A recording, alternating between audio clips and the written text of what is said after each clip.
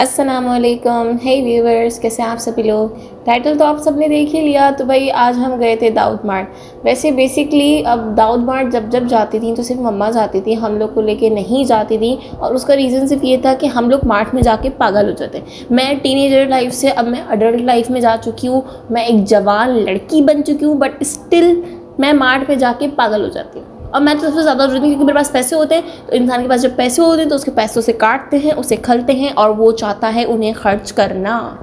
तो भाई साहब मार्ट में एंटर हुए और एंटर होते ही मुझे सबसे पहले दिख गया अपना बेकिंग का सामान, जिसमें मेरी जान बसती है। और अब मैं एक्सपर्ट होती जा रही हूँ बेकिंग में। तो भाई मुझे तो भाई मम्मा भी नहीं रोकती अब कोई सामान लेने से, और मैं खुद भी कहती हूँ नहीं मैं तो लूँगी, क्योंकि मुझे पता है कि अब मैं ज़ाया नहीं करती, अब मैं उसको अच्छे से यूटिलाइज़ करती हूँ। उसके बाद मम्मा ज़बरदस्ती का ले गए हमें ग्राउंड पोर्शन में, जहाँ पे जाने का बिल्कुल भी दिल नहीं था। लेकिन वहाँ पे जाने के बाद मुझे बड़ा अच्छा लगा, क्योंकि मुझे सबसे अच्छी चीज़ें दिखी स्टेशनरी आइटम्स। लेकिन इस दफ़ा मेरा स्टेशनरी आइटम्स लेने का बिल्कुल भी मूड नहीं था। वैसे एक राज की बात बताऊँ आप लोगों को, in my childhood my dream was that I want to be a stationery shopkeeper. मतलब मेरा बचपन से ख्वाब था, कितने साल की उम्र तक, आई गेस 14-15 साल की उम्र तक मेरा ये ड्रीम था कि मुझे स्टेशनरी शॉप का ओनर बनना है, मेरी पूरी खुद की बहुत बड़ी स्टेशनरी शॉप हो। और भाई साहब इन लोगों ने खिलौनों पे क्या लूट मचा के रखी हुई। जो खिलौना हम बाजार से 150-200 का ले सकते हैं, वो खिलौना यहाँ पे 500 रुपये का बेच रहे हैं, सिर्फ अपना टैग लगा के। What is this nonsense bro. फिर हम आए छोटे बच्चों की बॉडी स्प्रेज लेने, कलून लेने। छोटे बच्चों, बड़ों को कहलाते हैं परफ्यूम्स, बॉडी स्प्रे, छोटे बच्चों के कहलाते हैं कलून।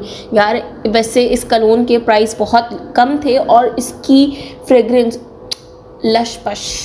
Then we move on in क्या बोलें कॉस्मेटिक्स आइटम्स, जहाँ पे कॉस्मेटिक्स की जो चीज़ें थी यार उनके आसमान पे थे प्राइस। जो मैंने कहा मम्मा जी यहाँ से हम गलती शाह होते थोड़ा सा, क्योंकि यहाँ पे भाई मुझे तो कुछ समझ आता नहीं, अम्मा को जो समझ आ रहा था वो हज़ारों में था। 5,000-6,000 उससे कम का कोई चीज़ ही नहीं थी। यार क्या पागल हो गए ये लोग, इतने पैसे कौन रखता है यार। फिर आ गए हम लोग ज्वेलरी की तरफ। इनकी ज्वेलरी के प्राइस काफ़ी रीज़नेबल थे। मतलब मुझे तो ज़्यादा चीज़ अच्छी नहीं लगी। अगर कुछ अच्छा लगा तो उसमें सिर्फ इयररिंग्स, टॉप्स, झुमके बस। और नेकलेसेस भी सही थे, बट इतने कोई आला तरीन खूबसूरत नहीं थे। छोटे छोटे से प्यारे प्यारे से थे, लेकिन मुझे इतना ज़्यादा अट्रैक्टिव नहीं लगा जो देखने में पसंद आ जाए। मुझे कोई वैसी चीज़ नहीं लगी।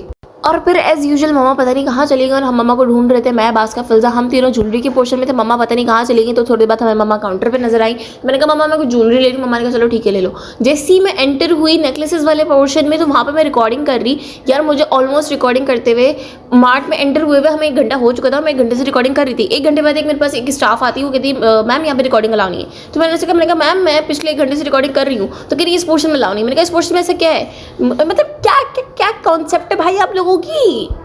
मैं भी डर गई। मैंने कहा बोलती रहेंगी, मैं तो करूंगी रिकॉर्डिंग। मैं चुपचाप से करने लगी रिकॉर्डिंग। तो मोनूज मैंने क्या मत करो रिकॉर्डिंग। मैंने कहा नहीं मैं करूंगी, मुझे चाहिए कंटेंट, क्योंकि हर यूट्यूबर भागता है सिर्फ और सिर्फ कंटेंट के लिए।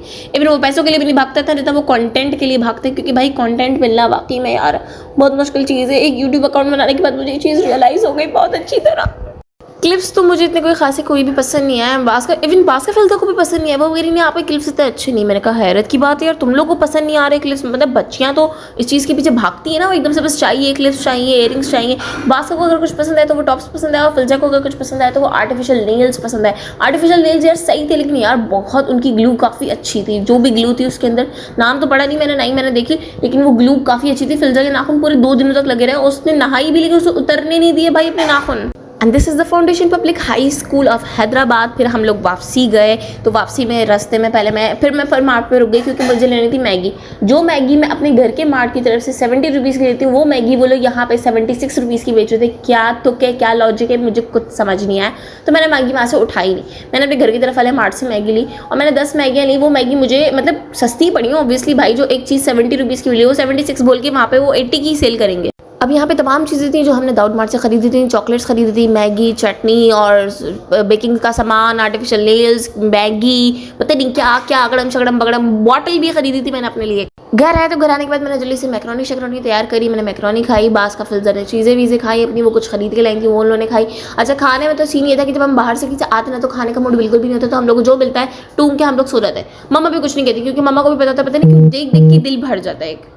Bye the way personally Dawood mart वाले बहुत लूटते हैं। बस आज के लिए इतना ही। वीडियो पसंद आए तो लाइक करें, मेरे चैनल को सब्सक्राइब करें, दुआओं में याद रखें। अल्लाह हाफिज़।